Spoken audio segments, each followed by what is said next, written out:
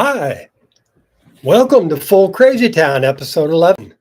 I'm Stephen Cole, the mayor of Full Crazy Town.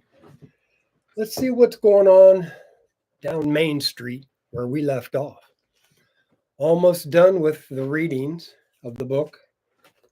Remember, it's a two-part thing where um, first part is all about mostly events since 2015. And part two was about my original idea, write a book with me. Yeah, and kind of just got crickets out of it, but I did write my side of it. And I was basically just transcribing from a journal that I'd kept since I was like 12 years old. And since nobody really wanted to join in and share their memories, I just started posting stuff on Facebook as I went through the years. And a lot of the times I noticed the main events were kind of tied around um, big, concerts that I go to around big events. Um, I don't know about the biggest one. I was reading about it. Holy mackerel. Yeah. The Ninth Post, I posted about seeing The Graduate, Dustin Hoffman's Graduate. And then I was a graduate just a few weeks or a short while after in 1968. But between seeing The Graduate and being a graduate was a few months because MLK Jr. and RFK got wasted between the movie and my graduation. So that was like April 4th, 1968. And then June, I forget, June something, early in June 68. Formative years, formative times. But where I left off last week was on the 14th post. I wrote on April 17th, 1970, that I saw Steppenwolf. Then came the first Earth Day, then the movie MASH, then the Kent State murders, then an anti-war demonstration in DC that I attended with a high school friend. The Kent State shootings made me an anti-war activist. And from what did get some feedback about people who wanted to write a book with me. And one of the first questions I'd ask is, you're a Midwesterner. What made you in the 1970s want to move to Eugene, Oregon? And every one of them said the same thing: Kent State, baby. That was, really bumping up the level of concern. Anyway, anti-war activist. The 15th post was when I drove with a friend we called Pudge to his school, Texas Christian University in Texas. Along the way, we stopped off in New Orleans and then Dallas, where we met a friend of his family, Neil Armstrong. Went to Matamoros, Mexico, bought a switchblade.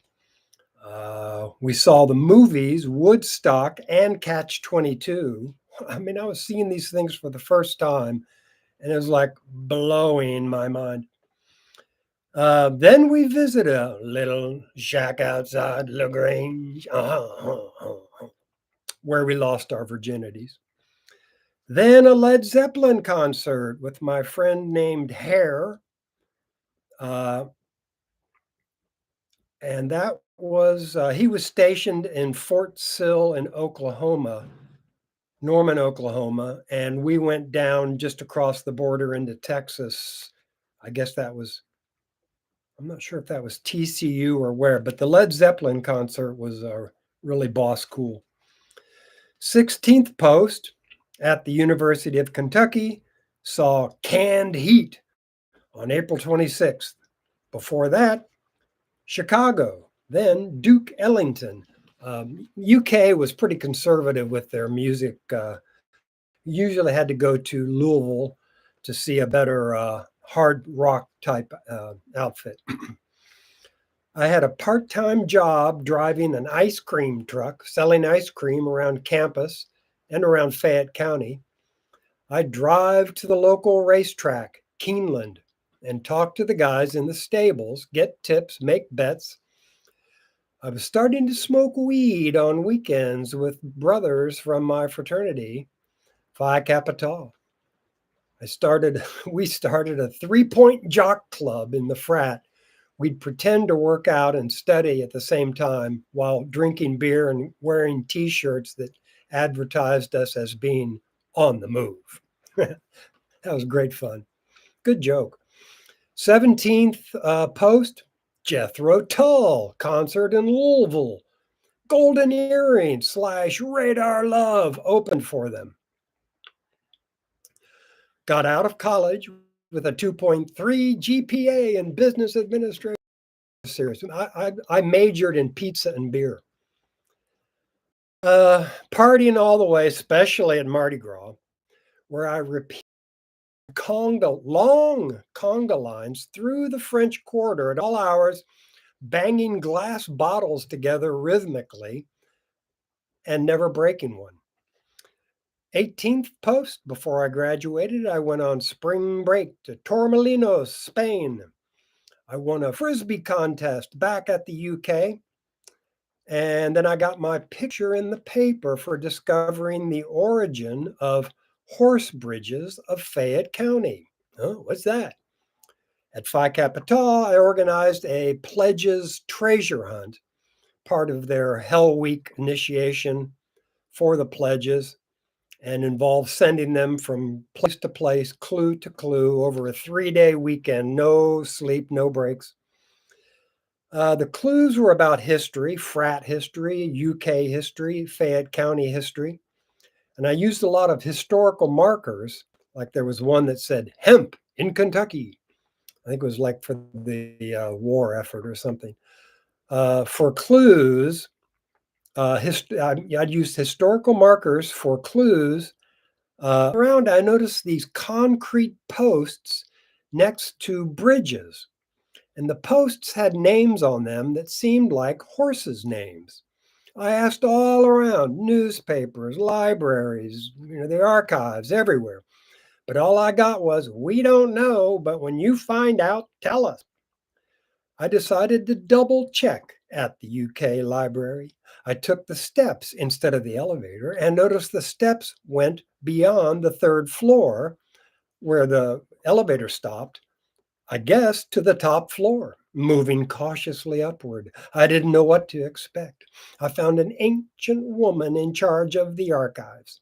I told her my question, and she showed me an article about the WPA/CCC projects when the county was replacing old wooden bridges with concrete ones. They'd asked the local horse farm if they wanted to name the bridge. The first one was dedicated to the game mare, Matahari. I revealed the mystery and got an article about my accomplishment in the local paper. 19th post, my Wanderjahr, as my dad described it, started in May of 72 and finished about a year later.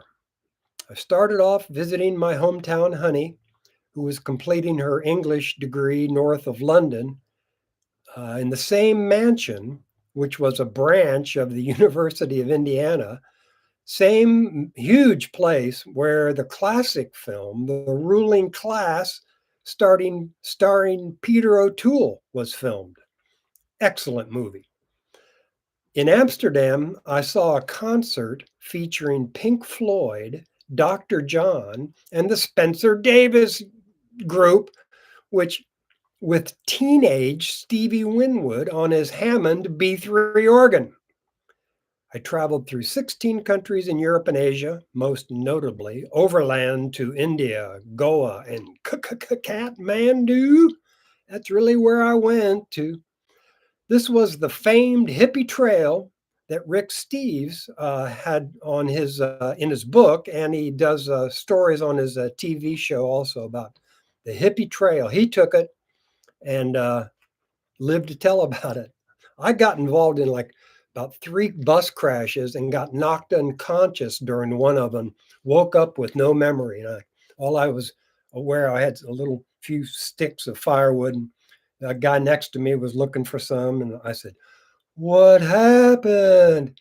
And he whipped out my passport, showed me my name, picture, information, all the places that we'd been, and said, "Don't you remember?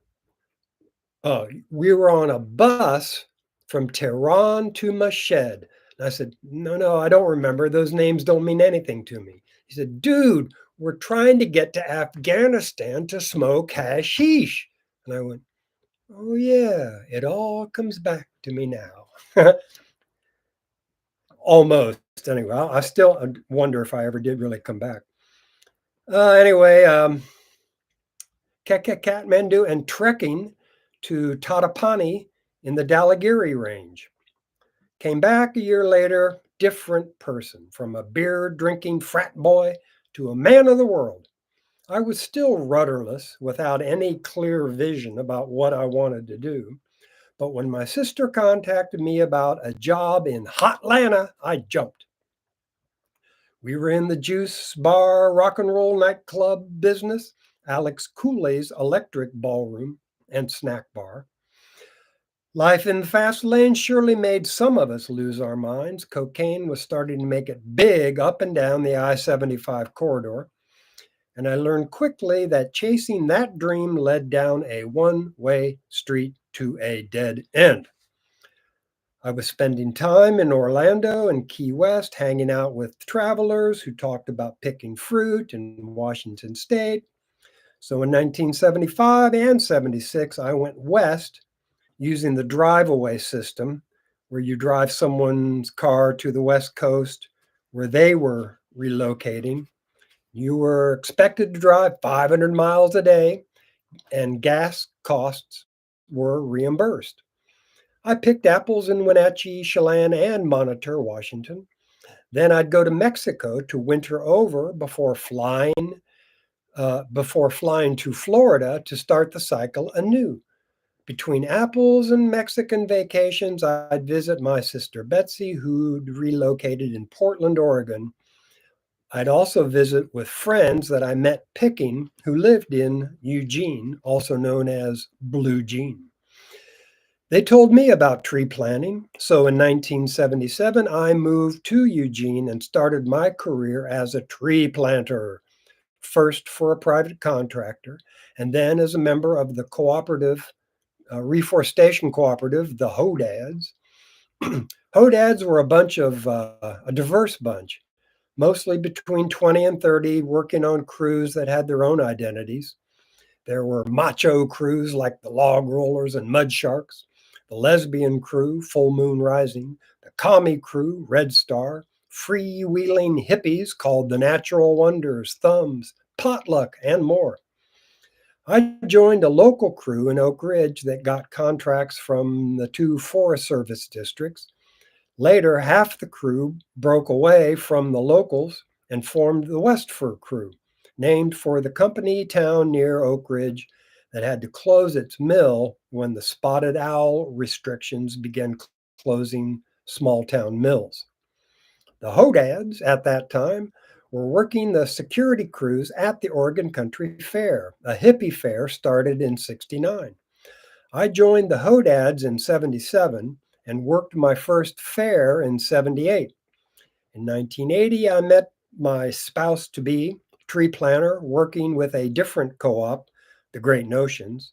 She knew as much about the reggae Rasta scene as me. We hit it off and got married in Negril, Jamaica.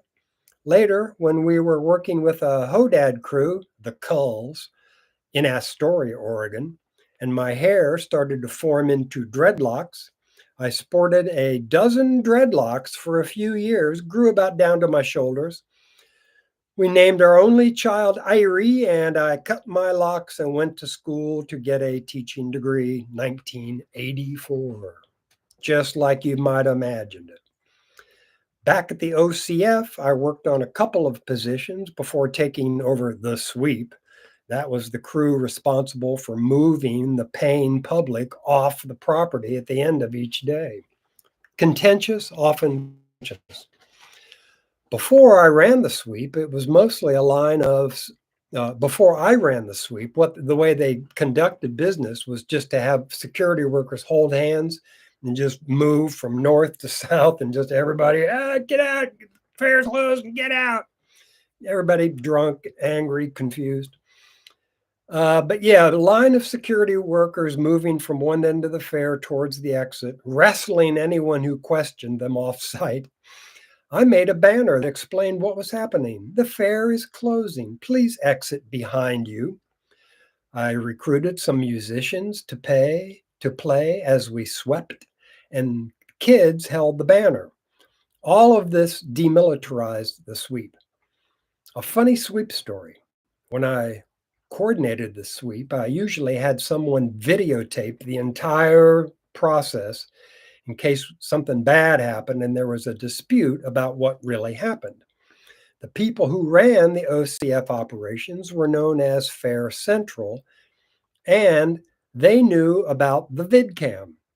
In 1994, the fair celebrated its 25th anniversary, and they invited Ken Kesey to say a few nice words at the main stage on Friday morning.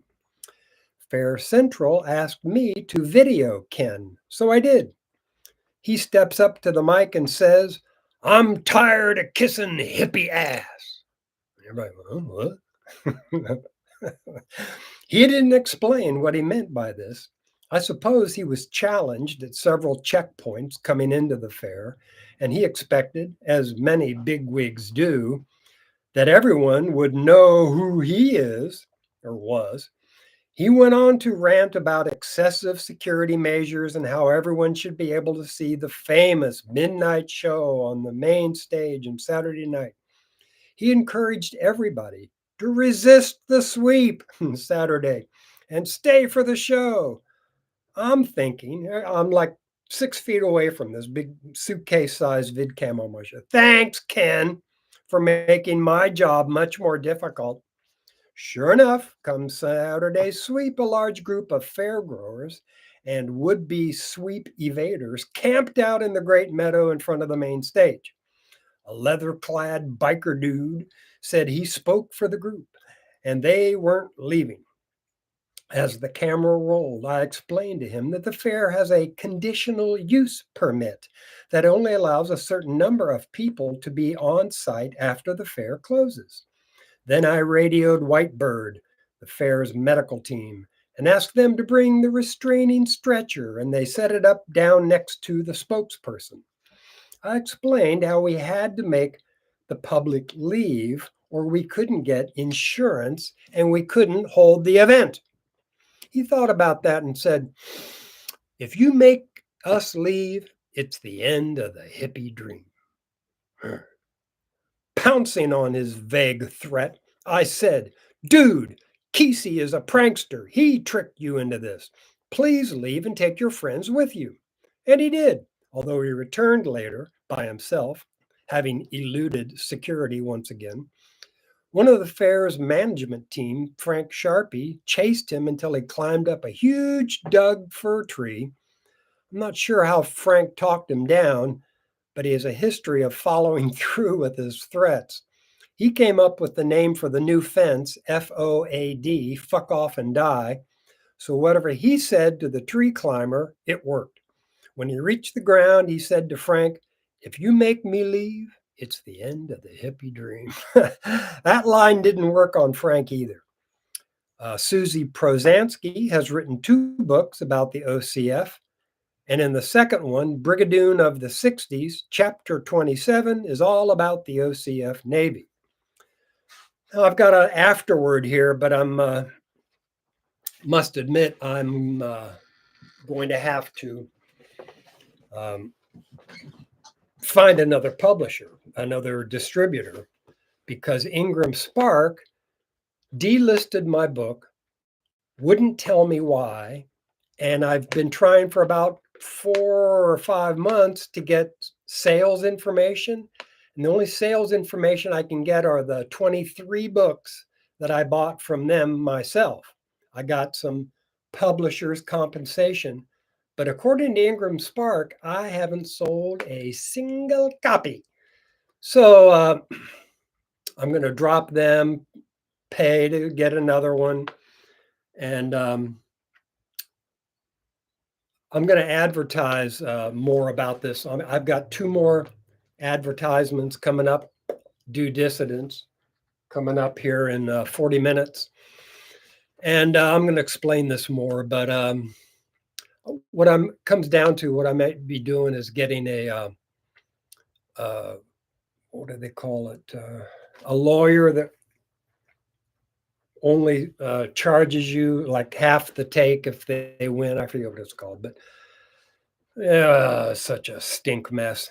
But here's a bit of the afterword. I'm going to do an epilogue after the afterword later. Like the Bad Religion song, End of History goes, Bad Religion, you got to listen to them. I mean, you have to pick like your favorite 10 or 20 songs and just listen, and you'll be a better person and happier. So the end of one of the lines at the end of history, now we're in the last second of our December. Tell me how you want to be remembered, for generosity or a fucking monstrosity. The real big challenge is how to reconnect with millions of traumatized citizens. Granted, this is a very tall order, but like Chris Hedges says, we may not defeat these tyrannies, but by battling against them, we free ourselves from the grip of the small and large tyrannies that deform American society. And I don't think I've ever felt like America has deformed the world stage more than today. The news comes down about America's favorite terrorist group, Al Qaeda, Al Nusra, and I think it's what do they call it? HTS. Taking over, going from Idlib to Aleppo to Hama, and now headed for Damascus as Assad pulls out with his security contingents to an unknown location. Sad, and it really makes me think that was the purpose, that the United States wasn't trying to wear down Russia in Ukraine like the U.S. wore the Soviet Union down in Afghanistan by giving tow rockets to Osama bin Laden. But what a stink mess. And not only is it happened, is the downfall, regime change in Syria today, it's official. Romania too. Jackson Hinkle just came on Twitter X today and said the fix is in. Regime change. They do sanctions. They just wear down. They do psyops and propaganda and wear down the opposition, and millions of dollars to these criminals and crooks and thugs. Anyway, deformed American society.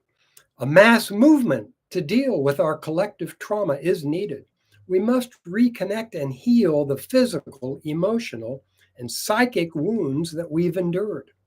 The deal: read my book, decide on someone that needs to be reconnected with, use my book to help debate issues and find common goals. Then email a description of the relationship with you, your plan for reconnection, and the results of your rendezvous to me, scole2323@gmail.com. And I've got to expand on that. I was just talking about, like, if you had family and friends that you've argued with since 2020 or 2015 about, the Democrats this. Well, if you criticize the Democrats, you must be a Trumpanista. But I don't change the subject. I'm criticizing the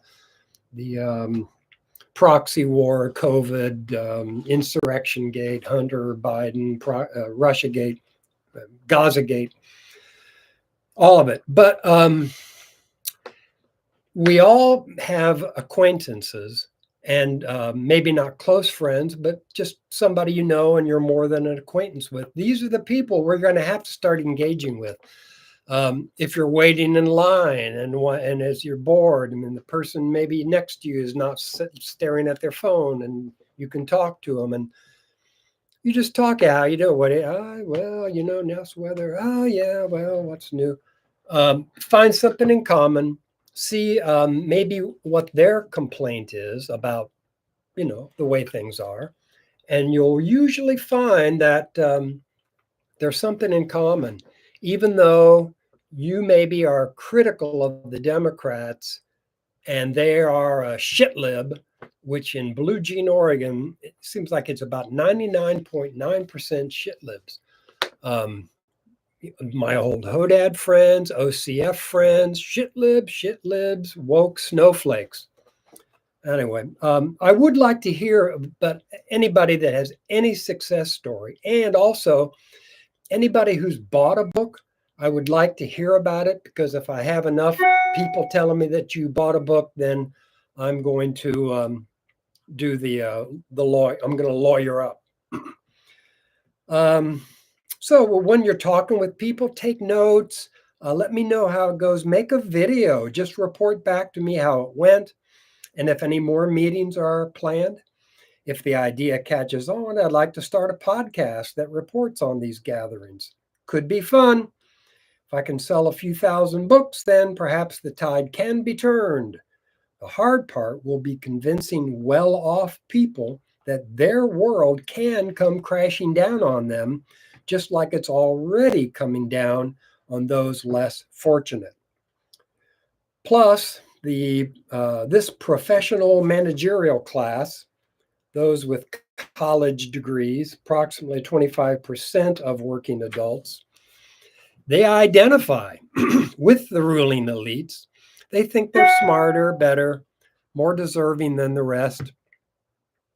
However, they're not millionaires or billionaires. The elites gleefully rejoice every time a snowflake makes fun of deplorables. Finally, I've come to believe this book is like the Philosopher's Stone, the mythic alchemical substance capable of turning base metals into gold or silver. Also known as the elixir of life, it can be useful for rejuvenation and a way to achieve immortality. No small deal, this stuff. Efforts to discover the Philosopher's Stone were known as the magnum opus, the great work. And Anima Mundi was known as the world's soul. An intrinsic connection between all living beings, which relates to the world in much the same way as the soul is connected to the human body. This book and project are my connections to the world, and they represent my attempt to fight tyranny so we can all reach our potential and connect to the Anima Mundi. Here's hoping for the best. Huzzah! Cut. No, not cut. What I'm going to do next week is read chapter 7, the one that got censored, and so it's not posted. But I think I know what to say. What I made a mistake the original time. I was talking about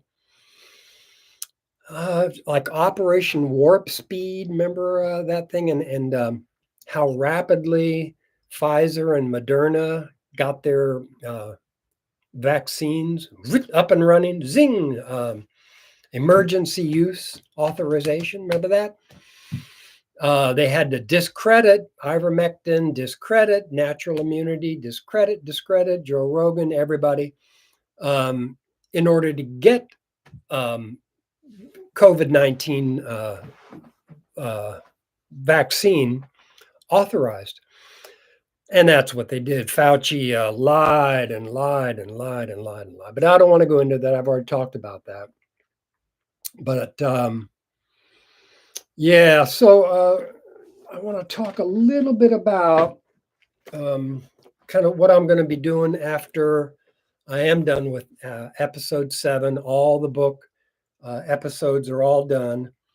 I'm getting ready to find a new distributor, and I'm going to probably rewrite my manuscript or edit it, and have to pay for formatting and all that. But it's going to be worth it because as I as I have been podcasting and just continuing to listen to podcasters, I've noticed that my my way of thinking. I find like people like Chris Hedges, Matt Taibbi, Aaron Mate, certain people, and Jimmy Dore have just a great way. And I got to say something about these guys coming up, Keaton and Russ. They're so good at interpreting events. They're not just going, don't you know how serious this shit is? Why am I the only one that knows anything? No, these guys are actively trying to explain to us how these events came along, how these assholes are thinking, and what we can possibly do to counter their evil energy. So, in the post book reading era, what I'm going to do is to switch platforms. I'm not sure if I have to, but I'd like to get, I'd like to be able to do more podcasting. I'm so outrageously ignorant about how to do, how to clip segments and do interviews in Zoom or whatever they did. Like I was on an RBN podcast earlier this year, and the other co-hosts knew all about what to do, and I was going, hey, teach me. Oh well, later, and it never happened. But mostly I'll be doing what Keaton and Russell do, is sort of interpreting events of the day. And I'm going to have more to say about the fall of Syria and Romania here in just a minute. But I do want to expand the Reconnect Over Coffee project, not just, reconnecting with family and friends, but connecting with friends, acquaintances, people who are kind of leaning towards you like, no, really, it's been how many 15 months of killing women and children and non-combatants in Gaza. And am I starting to, get a kind of a guilty conscience? So I think that, people are open for it, but you have to approach them right. You have to try to just talk it up. Be curious. You want to know what people are thinking and what their concerns are. And if you have your facts and history straight, you can do this in a way that's mutually to each other's advantage. So anyway, I'd like to hear about it, and especially if you bought one of my books, I want to hear about it because fucking Ingram Spark. Also, I'm going to talk more about the problem solving, like how to relate to people without arguing or banging heads. If you approach it like, instead of conflict resolution, more like problem solving. And it's, conflict resolution is necessary. Like once people get emotional, heated, loud, profane, changing the subject, name calling, blah, blah, all that stuff.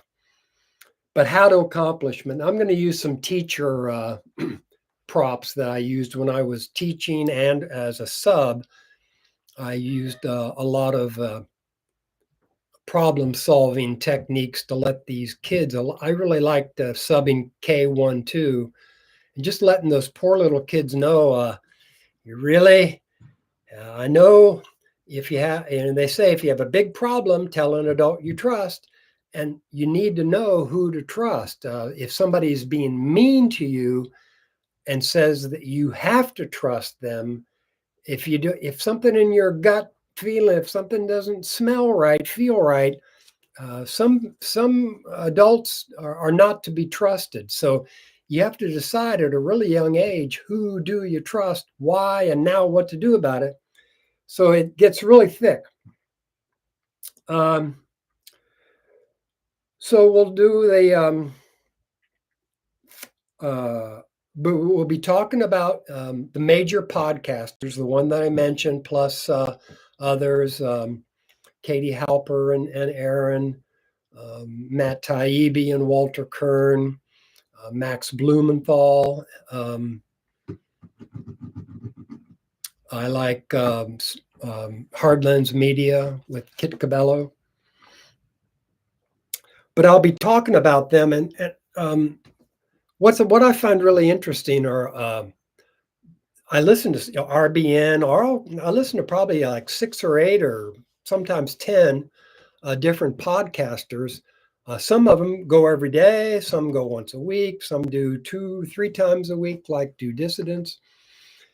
So what I've noticed over time is that some podcasters have disagreements with other podcasters, and they are really not too afraid of airing out the dirty laundry in public. So the one that I can think of, there are others, but I'm still trying to get some research because I can't quite always remember who said what, when, and why. But who was it? Was it Brianna Joy Gray or somebody got down on Matt Taibbi because he wouldn't say anything about the Gaza genocide? And according to a lot of opinionated podcasters, you have to say where you stand on this, because if you're not fighting against genocide, then you're being complicit with genocide. And I understand about that, but I also know about Matt Taibbi's history.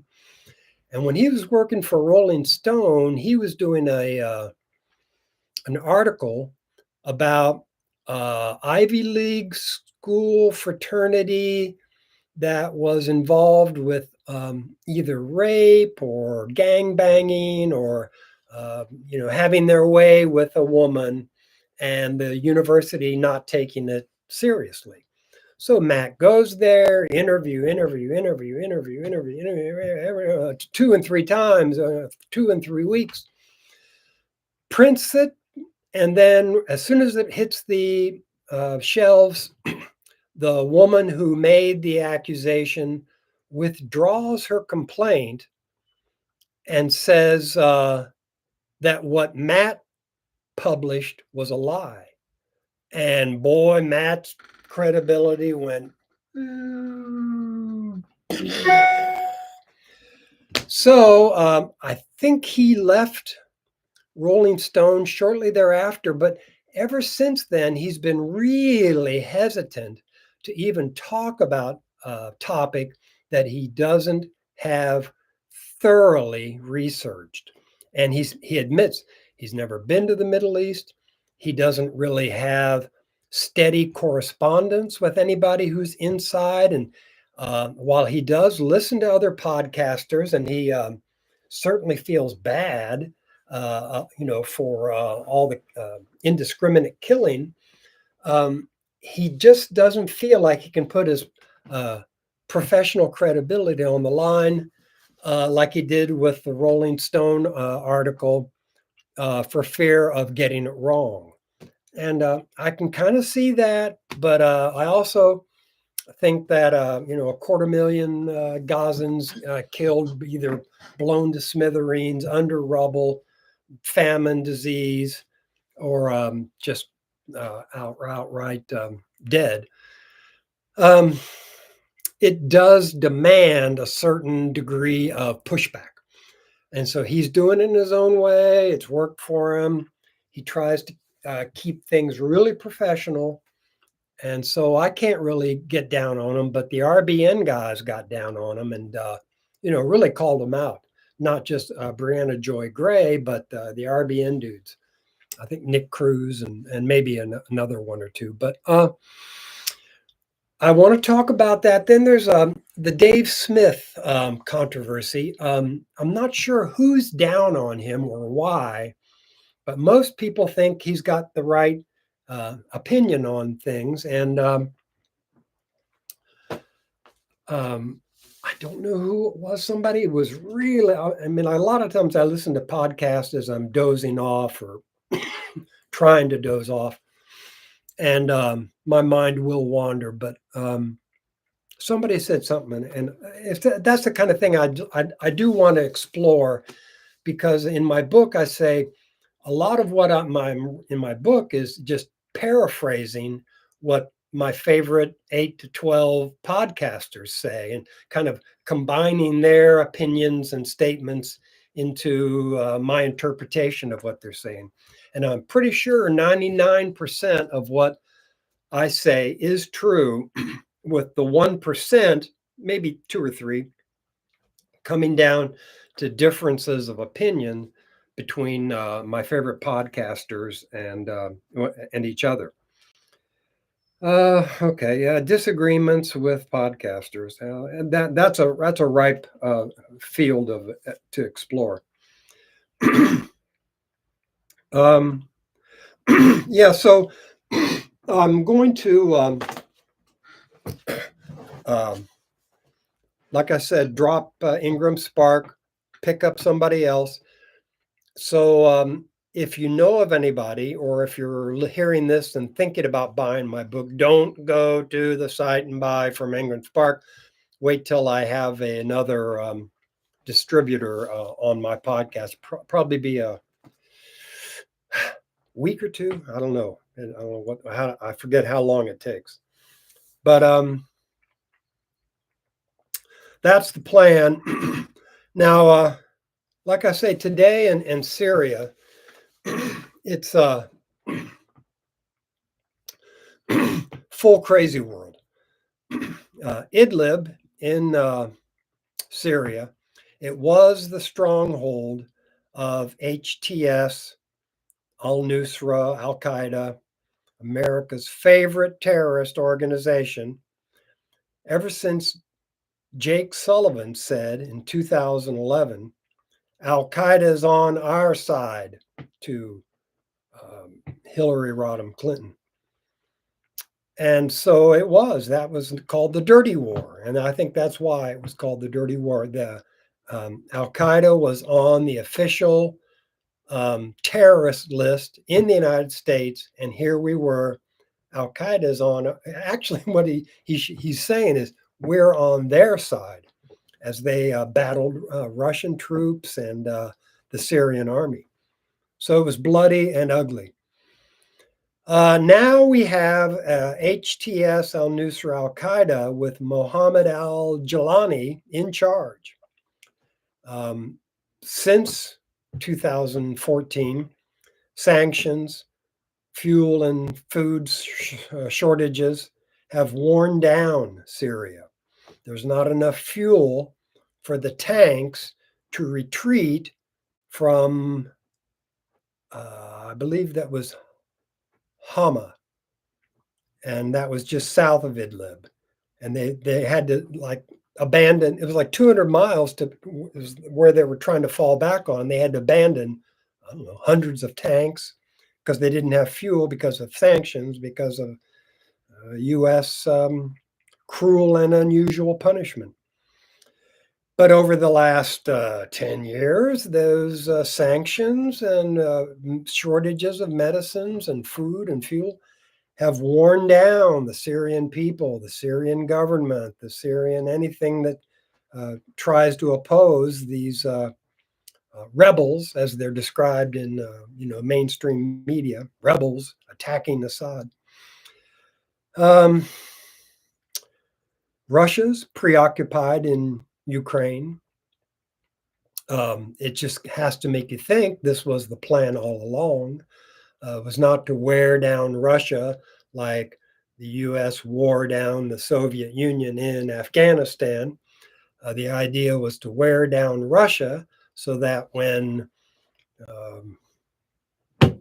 Syria's time has come, Russia can't respond. And indeed, Russia has troops and tanks stationed near the Iraq border, the Syrian border, but they don't have the wherewithal. China doesn't want to get involved. And a lot of the stuff is just kind of like what Iran was doing while they were watching the Gazan genocide, just standing back, not escalating, um, hoping that the court of world opinion will someday finally weigh down on the U.S. imperialism. You have the Erdogan in giving lip service to the Palestinians, but he's giving gas, oil, and what else? He's supporting Israel in another way. I forget exactly what, but there is a pipeline that's going right down, or a partial pipeline to Israel, and then it's trucked over. So anyway, giving lip service to the Palestinians, but that's all it is. So next, regime change, Romania, and I heard Jackson Hinkle just talking about this today. The powers that be are doing everything they can before unpredictable Trump takes over. And I say unpredictable because that's how Putin described Trump when he was asked, do you prefer Biden being reelected or would you prefer Trump? And he said he'd prefer Biden because he knows what to expect. But with Trump, he's unpredictable and it's hard to believe anything because he's unpredictable. So that's the way that stands. And Romania, I had some other details on that. Let me see, what did I write?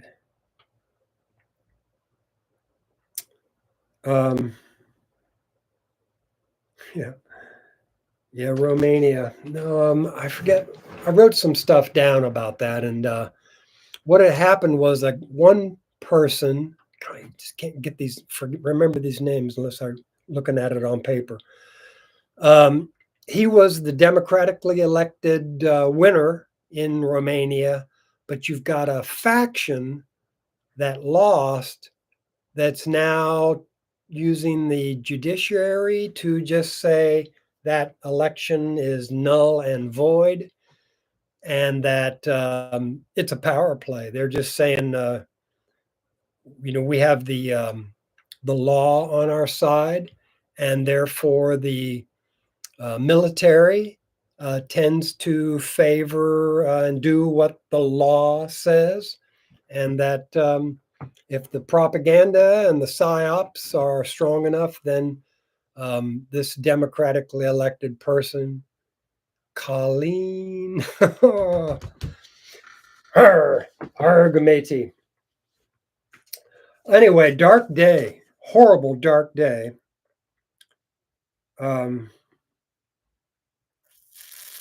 Another thing about Jelani's HTS army uses Elon Musk's Starlink for drone attacks. See, so that's Starlink, USA, all the way, technology,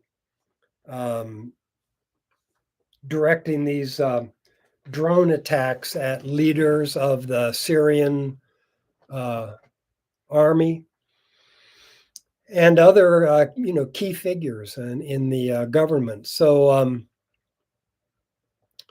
it's all a big U.S. imperialism drive, hegemony, and it just wonders, full crazy town, full crazy city, full crazy nation, full crazy world.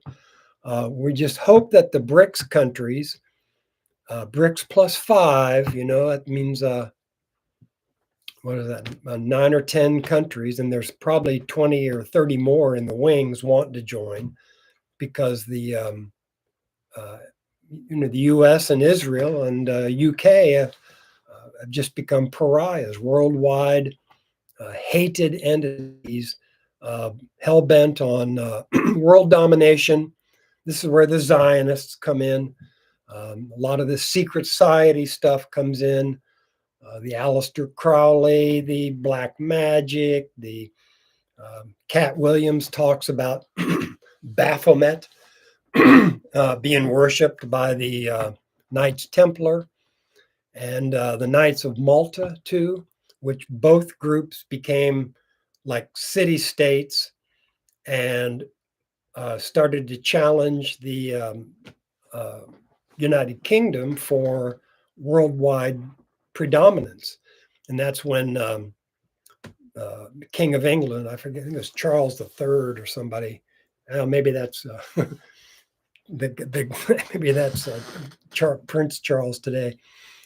Anyway, had to send the army out to rein them in. Had to behead a number of them and just fight them down to the last bloody battle. But yeah, hail Britannia! Britannia once again ruled half the world. So Baphomet, yeah, black magic, child sex trafficking, mind control, Epstein, Crowley, Harry Houdini, all this magic and magical brainiac secret societies. We are superior, like the Freemasons. Oh, we are the builders and the doers. You have to listen to us because we know what's best for the world, whatever's best for us. And that's the way it's been going. Secret societies, the elite, the cool kids table at the lunch room in the middle school cafeteria. Big club and we ain't in it, said George Carlin. And the thing is, now what do we do about it? How do we wrap our head around it? I'm pretty much convinced that all we can do is, like, here's what I'm going to say on my next ad for Full Crazy Town on Due Dissidence sometime this week. One of the main takeaways from Full Crazy Town is that we're doomed. All we can do is mitigate the damage. It's game over. But maybe it won't be game over for our kids or grandkids. Maybe we can keep disaster at arm's length for a generation or two or three. Mitigate the damage? What kind of damage? Oh, the fall of Syria, which will impact Hezbollah's ability to fight Israel's aggression.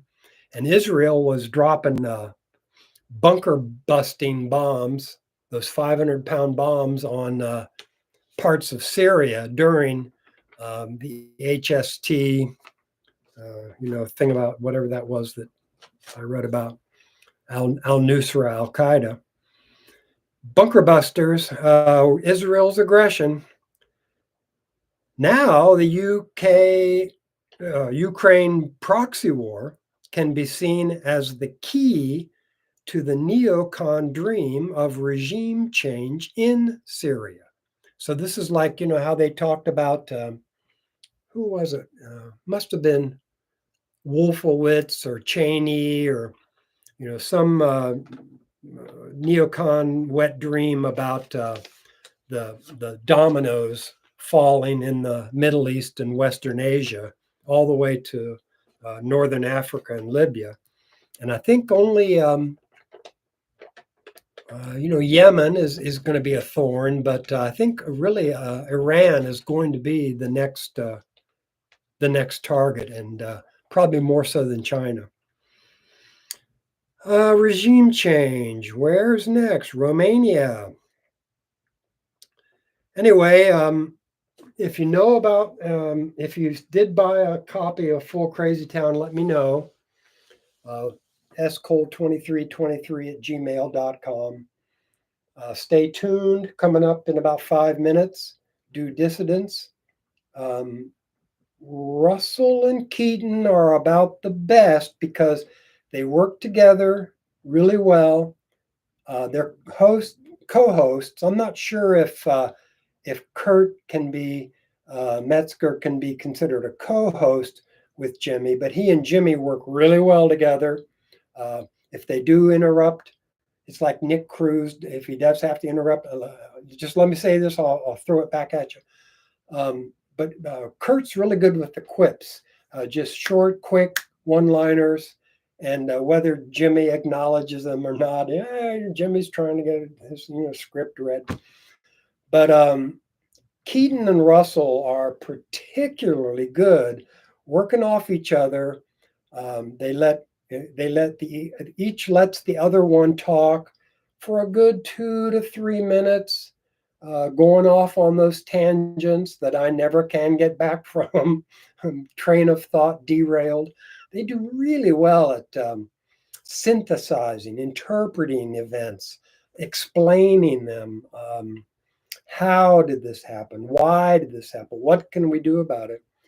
Most people come down to the workers' strike, general strike. There's a what's her name, Kshama Sawant, and Chris Hedges and Dr. Jill Stein have put together a workersstrikeback.org website with events, and they're trying to get workers to organize, to strike back, to unionize, organize, general strike involving consumers. If the workers stop working and the consumers stop paying, we can shut destructive capitalistic system down. So, like I said, Keaton and Russell, every time I tune in, and I'm sure everybody who listens to them feels the same way. Really good. But I would encourage everybody to check out other podcasters if you have the time, and have fun. Let me know if you have any questions or want to participate and reconnect over coffee. Keep smiling, Firesign Theater would say. All hail Lennon Marx. And next week I'll redo episode 7, and then I'll be on to more fun and more involved, kind of like I say, interpretive stuff, and not just reading from my book or going off on a tangent and then not being able to come back. So I am going to bag it. I do want you all to stay tuned for Due Dissidence coming up in about 2 or 3 minutes, and I'll see you next week. Bye now.